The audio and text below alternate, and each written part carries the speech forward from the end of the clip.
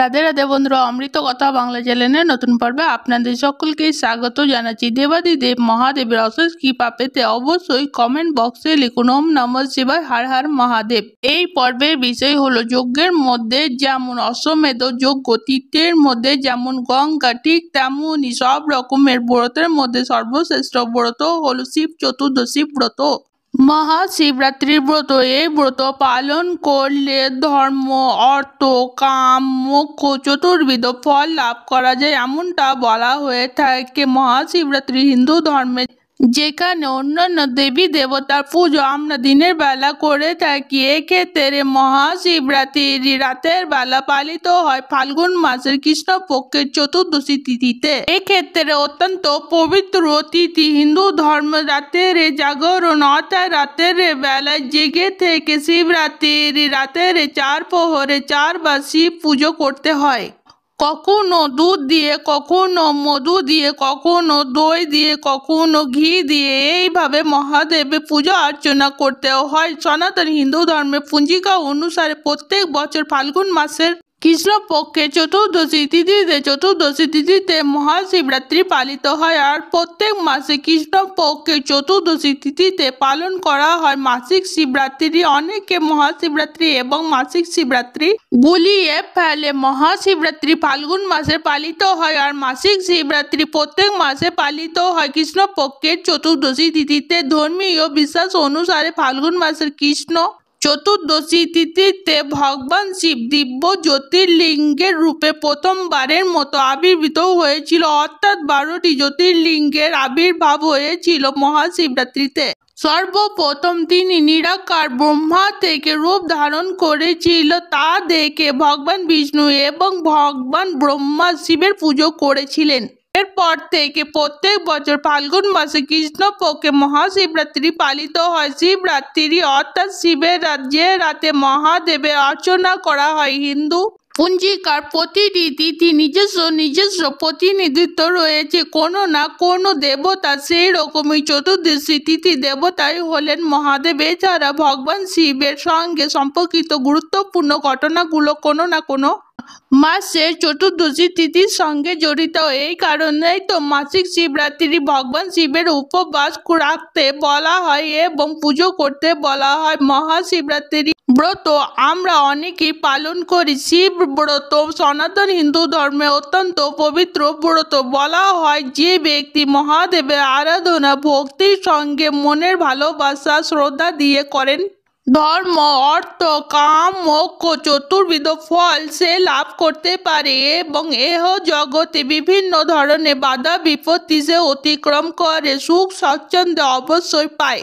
এবং মৃত্যুর পরে সে শৈবধাম প্রাপ্ত হয়। জন্ম মৃত্যু চক্র থেকে সে মোক্ষ লাভ করতে পারে। শিবব্রত পালন করা খুবই কঠিন, কিন্তু বহু ভক্তরা এই কঠোর ব্রত ভক্তি ভালোবাসা দিয়ে সম্পূর্ণ করতে পারে। তারা সক্ষম, যারা সক্ষম নন, সারা রাত জেগে থাকতে পারেন না, তারা প্রথম প্রহরে প্রদোষকালে পুজো করে সারা রাতের একটি মাটির প্রদীপ ঘি দিয়ে অবশ্যই জ্বালিয়ে রাখতে হবে মহাদেবের সামনে। আপনার বাড়িতে যে শিবলিঙ্গ রয়েছে বা মন্দিরেও আপনি এটি দিতে পারেন। সারা রাত যেন সেই প্রদীপ জ্বলে, চতুর্দশী তিথি থাকাকালীন সে যেন সেই প্রদীপ জ্বলে, সেটি আপনাকে দেখতে হবে। শিব ব্রত করলে আমরা উপবাস রাখলে কি খাবো আর কি খাবো না, কোন খাবারগুলি আমাদের বর্জন করতে হবে এবং কোনগুলি আমরা গ্রহণ করতে পারবো, আজকের পর্বে আমরা জানবো। আর শিবরাত্রি ব্রত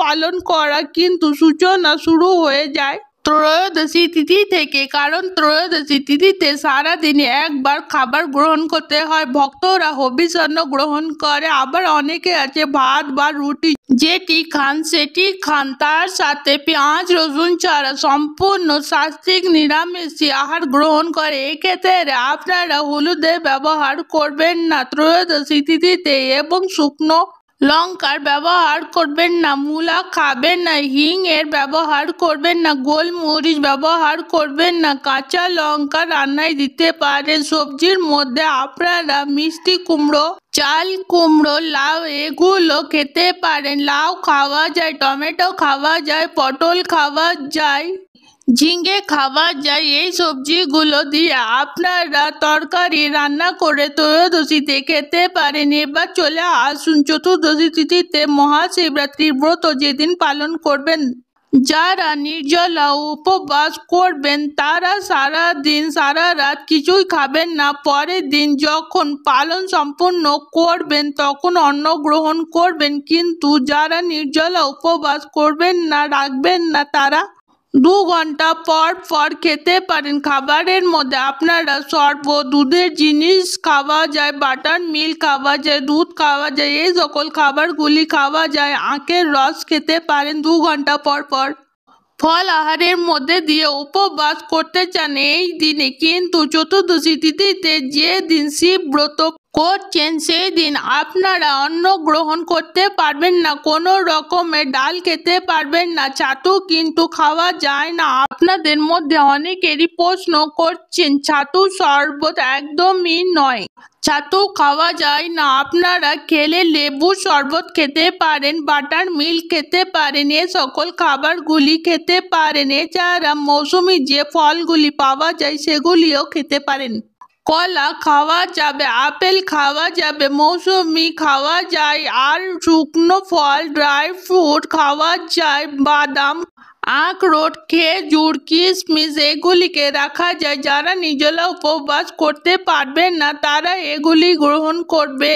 আর শরীর যাতে কোনোভাবে অসুস্থ না হয়ে যায় সেদিকেও খেয়াল রাখবেন। এই দিন কিন্তু আপনারা লুচি খেতে পারেন না, গম জাতীয় কোনো খাবার কিন্তু গ্রহণ করা যায় না। তবে যেটি খাওয়া যায় সেটি হলো সাবুদানা। সাবুদানা খেতে পারেন, বাজরা খেতে পারেন, বাজরার রুটি খেতে পারেন, কিন্তু গম এবং চাল শিব চতুর্দশী তিথিতে গ্রহণ করা যায় না। যারা নির্জলা করছেন না এমন ব্রত করছেন তারা এইভাবেই ব্রত পালন করবেন। পরের দিন অর্থাৎ পারণের দিন শিব চতুর্দশী পারণ অমাবস্যা তিথির আগে সম্পূর্ণ করতে হবে। পালন করার জন্য আপনাকে স্নানের পরে মহাদেবের আরতি সম্পূর্ণ করে মহাদেবের যে ভোগ আপনি তৈরি করেছেন সেটিকে রেখে দেবেন আর ফলাহার করবেন। সব কিছু করার আগে আপনাকে কোনো ব্রাহ্মণকে অথবা কোনো ব্যক্তিকে কিছু অন্ন দিতে হবে।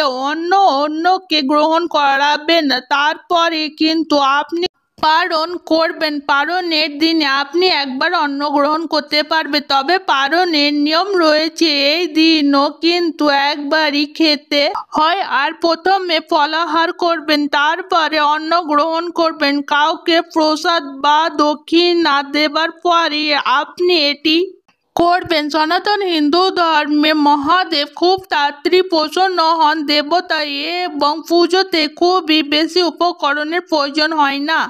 তিনি হলেন দেবাদিদেব মহাদেব ভোলেনাথ আশুতোষ। তিনি ভূতনাথ নামেও পরিচিত। মহাদেবের পুজো শুধু আমরা মানুষেরাই করি তা নয়, কিন্তু রাক্ষসেরা এমনই দেবতারা মহাদেবের পুজো করে থাকে। এই কারণে আমরা দেখতে পাই পৌরাণিক কাহিনীতে রাবণও ছিলেন মহাদেবের পরম ভক্ত এবং তিনি তার ভক্তের মাধ্যমে মহাদেবকে সন্তুষ্ট করেছিলেন। মহাদেব তার ভক্তদের মধ্যে কখনো ভেদভাব করে না। মনের ভক্তি, ভালোবাসা, শ্রদ্ধা এবং নিষ্ঠার সঙ্গে ভোলে বাবার আরাধনা করলে তিনি খুব সহজে সন্তুষ্ট হয়। বলা হয় মহাদেব শিবের আশীর্বাদ যে ভক্তের জীবনে থাকে আর তার জীবনে সৌভাগ্যের অভাব হয় না, সে ব্যক্তি সবসময় জীবনে মহাদেবের আশীর্বাদে এগিয়ে যেতে পারে। সুখ শান্তি বিরাজ করে তার জীবনে। অর্থ কষ্ট এবং দারিদ্র যোগ মহাদেবের আরাধনা করলে থাকে না। এছাড়া সন্তান প্রাপ্তির আশাতেও বহু দম্পতিরা মহাদেবের আরাধনা করে। মহাদেব কিন্তু সন্তানের আশীর্বাদ স্বরূপ দিয়ে থাকে, সেই নিয়েও রয়েছে বহু পৌরাণিক কাহিনী। আজকের পর্বে আমরা যেই বিষয়টি জানবো সেটি হলো মহাদেবের পুজোতে আমরা তাকে দুধ, দই, গঙ্গা জল ইত্যাদি অনেক কিছুই তো নিবেদন করি। তার পছন্দের ফুল, ধুতুরা ফুল, আকন্দ ফুল, এছাড়া বেলপাতা অর্পণ করি। কিন্তু মহাদেবের পুজোতে আমরা কোন ভোগ মহাদেবকে সন্তুষ্ট করবে, মহাদেব কোন ভোগে প্রসন্ন হয় সেটি কিন্তু খুব বেশি হয়তো আমরা জানি না। আজকের পর্বে আমরা এই বিষয়টি জানবো। জানার আগে অমৃত কথা বাংলা চ্যানেলটিকে অতি অবশ্যই সাবস্ক্রাইব করুন, লাইক করুন এবং কমেন্ট করুন। আর ধার্মিক হয়ে নোটিফিকেশন ঘন্টাটি বাজিয়ে দেবেন। কোন কোন প্রসাদে এবং ভোগে সন্তুষ্ট হবে দেবাদিদেব মহাদেব।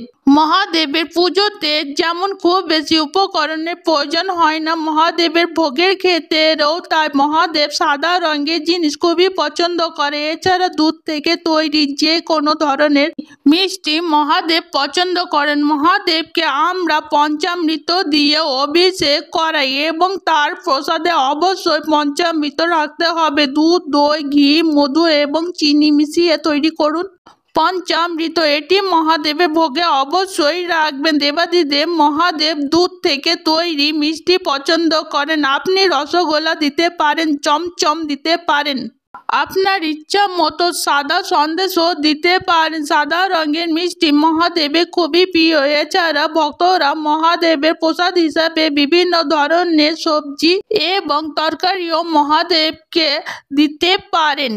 আপনারা যদি পারেন তো পানিরের তরকারি মহাদেবের ভোগের মধ্যে রাখতে পারেন। মিষ্টি জাতীয় উপকরণ সাত্বিক ভোজনের মধ্যে পড়ে এবং দেবতাদের ভোগে কিন্তু সেটি দেওয়া যায়। মহাদেবের ভোগে মালপোয়া অবশ্যই রাখবেন। মালপোয়া মহাদেবের পছন্দ করেন। আমাদের সনাতনী হিন্দু ধর্মের প্রত্যেকটি দেবী এবং দেবতাদের পুজোতে আমরা সেই দেবী এবং দেবতার পছন্দের ফল অবশ্যই অর্পণ করি। মহাদেবের পছন্দের ফল হলো বেল ফল। এছাড়া 5 রকমের ফল অবশ্যই রাখবেন। আপনারা নাশপাতি দিতে পারেন, মৌসুমি দিয়েও ফলও মহাদেবকে দেওয়া যায়। এছাড়া বেল ফলের সঙ্গে তাছাড়া লাল আলু দিতে পারেন, শাকা আলু দিতে পারেন, জল সিঙ্গারা পাওয়া যায় এই সময়, সেটিও মহাদেবকে অবশ্যই অর্পণ করতে পারেন। মহাদেবকে আপনারা শসা বা গোটা ফল হিসাবেও দিতে পারেন। এছাড়া পারেন তো নারকেলও দিতে পারেন, কিন্তু নারকেল কখনোই ফাটিয়ে দেবেন না, গোটা দেবেন। তাছাড়া আর যে সকল ফল পাওয়া যায় সেগুলো দিতে পারেন, ডালিম, পেয়ারা ইত্যাদি। দেবাদিদেব মহাদেবের পুজোতে এটি বিশেষ ভোগ বা প্রসাদ হলো কন্দমূল। এটি রামকন্দমূল বললে আমাদের পৌরাণিক কাহিনী থেকে আমরা সেটিও জানতে পারি। পৌরাণিক কাহিনী অনুসারে শ্রীরামচন্দ্র এই কন্দমূল দিয়ে মহাদেবের পুজো করেছিলেন, এমনটাই বলা হয়। শ্রীরামচন্দ্র এই কন্দমূল মহাদেবের পুজোতে অর্পণ করে সেটিও প্রসাদ হিসাবেও গ্রহণ করেছিলেন। কন্দমূল কিন্তু মহাদেবের পুজোতে ব্যবহৃত অন্যতম প্রধান ভোগ। আমরা শিব পুজো করব আর মহাদেবকে ঠান্ডা পানীয় দেব না, সেটা কিন্তু হতে পারে না। শিব পুজোতে আমরা বিভিন্ন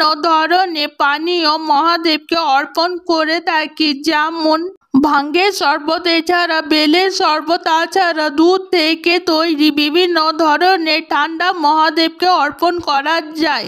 বলা হয় সমুদ্র মন্থনের সময় মহাদেব যখন হলাহল বিষ পান করে তখন তার গলা এবং শরীর অত্যন্ত গরম হয়েছিল, তাই তাকে শান্ত করতে বিভিন্ন ধরনের ঠান্ডা পানীয় মহাদেবকে অর্পণ করা হয়েছিল। আপনারাও দিতে পারেন আপনাদের সাধ্যমতো। শিব পুজোতে ভগবান শিবকে অর্পণ করা আরও 2টি ভোগ হলো ক্ষীর এবং পায়েস। আপনারা মাখানা পায়েস মহাদেবকে অর্পণ করতে পারেন। তাছাড়া অর্পণ করতে পারেন শ্যামা চালের পায়েস, এটিও মহাদেবের পছন্দের ভোগের মধ্যে পড়ে। শিব পুজোতে মহাদেবকে অর্পণ করা যায় আরও একটি ভোগ হলো সবজির পাকোড়া। আপনারা দিতে পারেন। শ্রাবণ মাসে যে সকল সবজি পাওয়া যায় সেই সবজিগুলি দিয়ে মহাদেবকে সবজির পকোড়া তৈরি করে দিতে পারেন, তবে এতে ভুলেও পেঁয়াজ রসুনের ব্যবহার করবেন না। এছাড়া আমাদের সনাতন ধর্মের দেবী এবং দেবতার পুজোতে হালুয়া তৈরি করে দেওয়া হয়, আপনারা দিতে পারেন এবং এই হালুয়াতে আপনারা বিভিন্ন ধরনের ড্রাই ফ্রুট মেশাতে পারেন। শিব পুজোতে হিন্দু ধর্মে অন্যান্য পুজোতে দেবতাকে দেওয়া হয় আরও একটি ভোগ হলো পঞ্চমেওয়া। এটি 5 ধরনের ড্রাই ফ্রুট দিয়ে তৈরি করা হয়। আপনারা ব্যবহার করতে পারেন, যে কোনো দোকানে আপনারা পেয়ে যাবেন। এছাড়া বিভিন্ন ধরনের ড্রাই ফ্রুট দিয়ে তৈরি করা হয়, আপনারা ব্যবহার করতে পারেন, যে কোনো দোকানে আপনারা পেয়ে যাবেন। এছাড়া বিভিন্ন ধরনের ড্রাই ফ্রুট মিশিয়ে আপনারা তৈরি করতে পারেন কাজু, কিশমিশ, আলমন্ড ইত্যাদি বিভিন্ন ধরনের ড্রাই ফ্রুট। আপনাদের পছন্দের মতো দেবাদিদেব মহাদেবের বিভিন্ন ধরনের ভোগের কথা আমরা বললাম, কিন্তু এই সকল কিছুর মধ্যে কোনোটাই যদি আপনি দিতে না পারেন, সাধ্য না থাকে, শুধুমাত্র সাদা বাতাসা মহাদেবকে অর্পণ করবেন, তাতে মহাদেব সন্তুষ্ট হবে। যদি তাও না পারেন, গুড় অর্পণ করতে পারেন। গুড়ও মহাদেবের পছন্দের একটি ভোগ। আজকের পর্ব এখানেই সমাপ্ত হলো। অমৃত কথা বাংলা চ্যানেলের সঙ্গে থাকার জন্য আপনাদের অনেক অনেক ধন্যবাদ। রাধে রাধে।